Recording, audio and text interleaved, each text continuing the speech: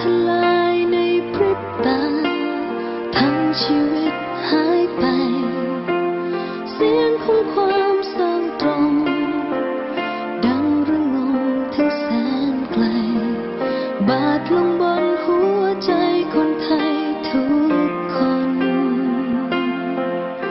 เรารู้ว่าความบอบช้ำมันยากจะทำใจได้คนที่รักถูกพรากไปคนที่เหลือทุกทนแต่ขอให้เชื่อแล้วกันในวันที่ใครต้องมองมนอีก60 กว่าล้านคนจะยื่นมือไป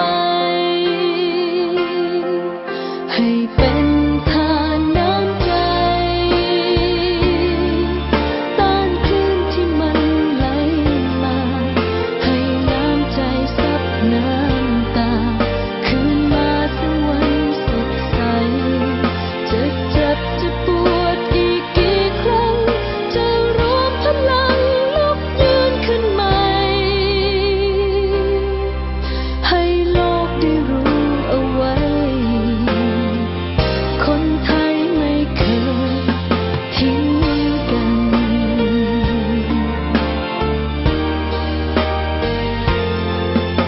เรารู้ว่าความบอบช้ำมันยากจะทำใจได้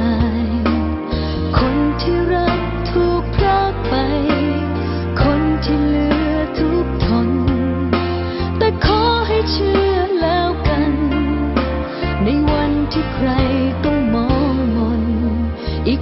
60 กว่าล้านคนจะยื่นมือไปแม้ว่าโลกจะร้ายสูญเสียอะไรทุกอย่างแต่น้ำใจไทยจะหลั่งเพื่อล้างทุกความเสียใจให้เป็น